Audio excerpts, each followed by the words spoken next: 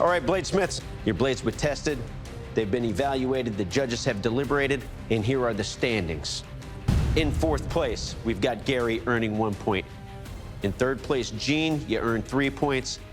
And our first place competitor is Chad. You got 10 points, buddy. Matt, that leaves you with 6. Everybody's done fantastic work, and now it's time for our second event. All right, gentlemen, over here on our pantry shelves, we've got stacks of 15 and 20 and 10.95 steel. What does that mean, gentlemen? Damascus. That's right. This is a Damascus challenge, and it's going to be made even more tough because in our second event, you're not making just one blade, you're making 2 throwing knives. Gentlemen, do your best. Your 3 hour starts now. I've never made a throwing knife, so today's gonna be my first and second throwing knife. I'm taping up my ruler so I can't screw up my perimeters. All I gotta do is stay between these 2 blue lines and I'm golden. If you start with good steel, it makes it a better possibility of getting good welds. The only kind of throwing weapon I've ever made before was a tomahawk, and that's not at all the same. I designed kind of a throwing knife, got a good tip on it, but it's also gonna have a lot of meat so that you can really feel it when you're throwing it. I really want to focus on keeping it simple, just really trying to meet the parameters. It's a tall order, but I feel confident in my skills. So I'm satisfied with the taking of my weld. So now it's time to dance with Big Blue. Me and Big Blue, we got a relationship now. You know, we're pretty tight. I actually narrow it down in the center, and I'm gonna draw out the handles. At this point, everything's going great. Couldn't be happier. So it looks like my billet's up to heat. I'm gonna set my welds with a hammer. It's a lot more cautious approach to me to set it by hand, but you know, I can't be too careful at this point. I can really be particular on exactly where I hit the billet and not been too violent by going over to Big Blue and just smashing the heck out of it. I really need to get the billet nice and hot so that these pieces will all forge well together. So I don't want to rush this part of the process. If they don't set, I'm not gonna be able to get 2 knives out of the steel. I get my steel hot and I'm over to the press. Oh no, his welds didn't hold. It's kind of like if you're making that big sandwich, take a big bite and everything comes out the other damn end and it's all over the floor. So now I'm looking at my billet. It's not forge welded and I'm gonna have to figure this out right now. I can't come in fourth because that's gonna put me out of the competition. This time I get it really hot and allow the width of that die to sandwich it down. I do feel like it's starting to weld to itself, which is the ultimate goal, but it's gonna have to go right back in the heat. I'm gonna have to repeat this process a few times before I can really start drawing this out.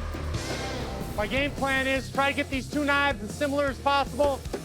Now I have 2 identical throwing knives at 12 inches long. I realize that they're real heavy. I want them heavy. You have to throw them real hard, but man, do they stick, and they make a really loud thunk. So I finally get my steel drawn out, cut them in half. I want to quench my blades early, so that's going to guarantee me a hard edge. I wouldn't call them knives yet. They're more like bricks. I feel good, but I know that it's still really anyone's game. I make the decision to just quench the tip, thinking that's the only critical area of the blade.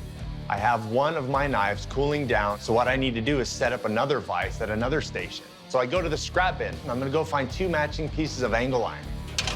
Ow! I snag the inside of my left arm. I'm that guy, I'm bleeding on Forged in Fire.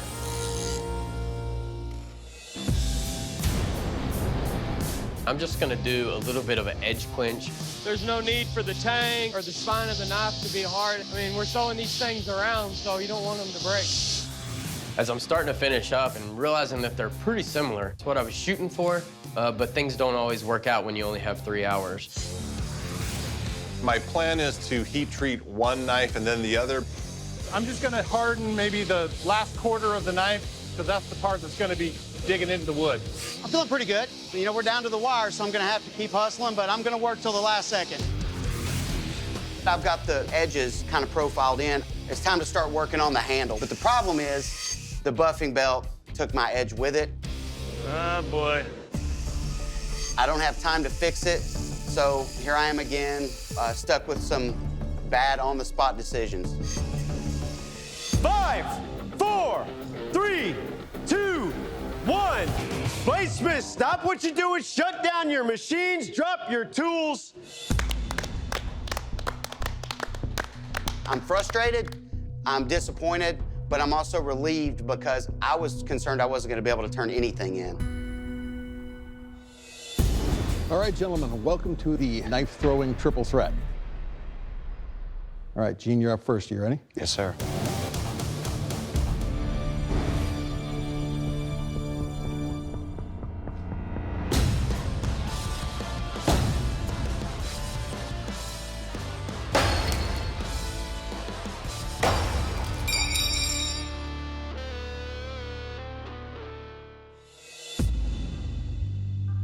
All right, so Gene, right off, a lot of weight to these.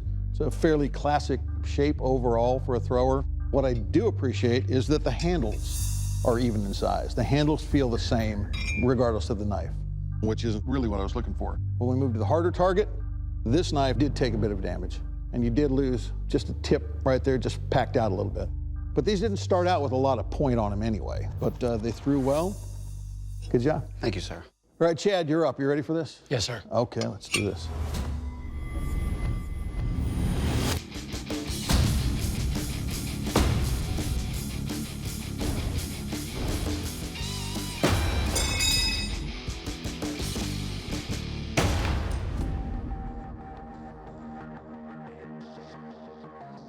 All right, so Chad, I think you nailed it. These are a great weight, a great size, feels super comfortable in my hand. They match really nicely. This is something that's super important in throwing. Your tips, they hit into the clay pigeons, didn't lose any tip. Just a great job all the way around. Nicely done.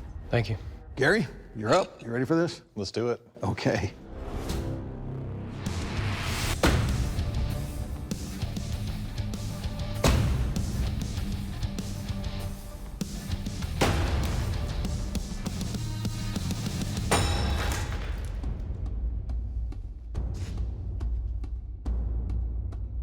All right, so right off, when I looked at these, I was like, nah, I don't like them.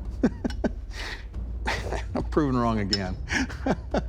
These actually throw really good. I did not think this skinny dropped handle would throw well.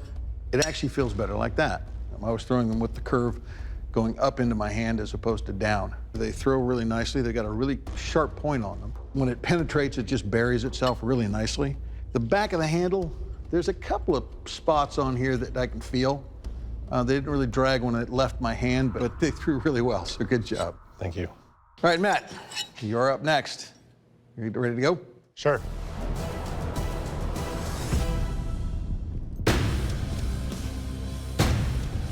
Nice.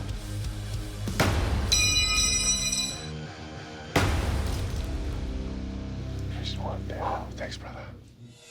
So, Matt, these things are heavy. These have what I like to call the brick factor. It's like throwing a brick. Doesn't matter if you hit it with point or not, whoever you hit's going down.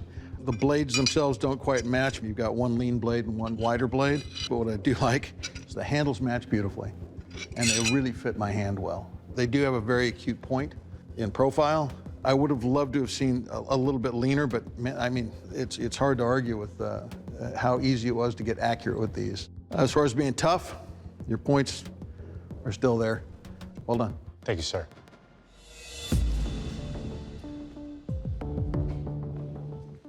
All right, Bladesmiths, the second event in the Summer Forging Games is complete and the judges need to have a deliberation. I remind you that after this deliberation, the person with the lowest points will be eliminated from the games. Bladesmiths, we need the forge floor. Thank you.